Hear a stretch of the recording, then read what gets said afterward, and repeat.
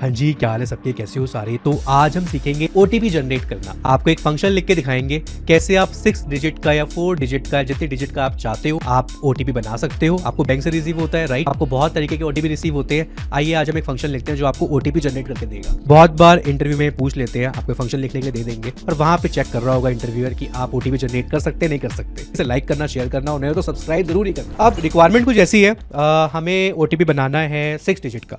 तो हम क्या करते हैं, गेट ओटीपी फंक्शन बना रहा हूँ मैं, ठीक है। उसमें मैं पास करूंगा जितने भी डिजिट का मुझे बनाना है तो मैं वो पास कर दूंगा। मुझे 6 का बनाना है 6 पास कर दूंगा, ठीक है। अब हम क्या करेंगे, सिंपल एक फंक्शन लिखेंगे और यहाँ पे हम उस फंक्शन का नाम देंगे और उस फंक्शन की वैल्यू जो भी हम 6 भेजेंगे उसे रिसीव कर रहे हैं, ठीक है। अब मैं एक वेरिएबल बनाऊंगा ओटीपी और इसे हम देते हैं स्ट्रिंग और यहाँ पे हम सिंपल एक लूप लगाएंगे, let I 0 I is less than, जितनी बार मुझे लूप चलाना है, क्योंकि मुझे 6 डिजिट का ओटीपी चाहिए तो मैं 6 टाइम लूप चलाऊंगा। इसे आप ऑप्टिमाइज करके दिखाना मुझे कमेंट सेक्शन के अंदर, ठीक है। इसे और कैसे बेटर ऑप्टिमाइज कर सकते हैं, ठीक है। तो मैं सिंपल क्या है, यहाँ पे अब लूप चलेगा तो हम यहाँ पे यूज़ करेंगे रैंड फंक्शन। तो मैथ्स डॉट रैंड, और अब देखो ये फंक्शन क्या करता है, रैंडम।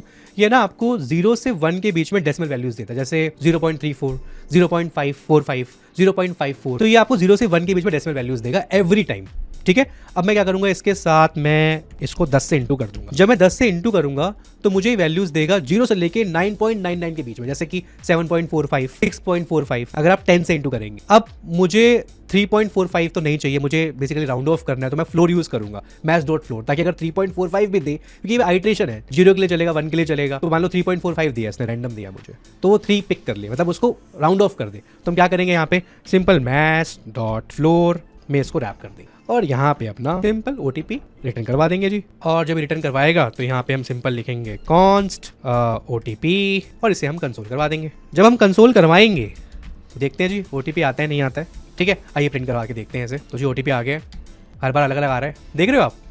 तो इस तरीके से आप ओटीपी बना सकते हो। तो मैथ्स डॉट जो रैंडम फंक्शन है वो क्या करेगा, वो आपको 0 से 1 के बीच में डेसिमल वैल्यू देता है। अब हमने 10 से इंटू किया तो क्या होगा, 0 से लेके 9.99 तक वैल्यू देगा, जैसे 7.4, 6.4, 5.4।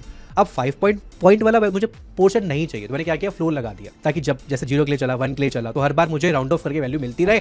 और उसे मैं क्या कर रहा हूँ, यहाँ पे बेसिकली हमने तभी तो ओटीपी स्ट्रिंग दी है, हम उसमें कॉन्कैट कर रहे हैं, उसको हम जो भी हमें वैल्यू मिल रही है उसमें हम डालते जा रहे हैं। तो वो ये हमारे फाइनल स्ट्रिंग आ गई है, बन गया जी ओटीपी। उम्मीद है समझ आ गया होगा। आ गया तो शेयर करना, लाइक करना, कमेंट करना। मिलते किसी इंटरेस्टिंग रील में, बाय बाय।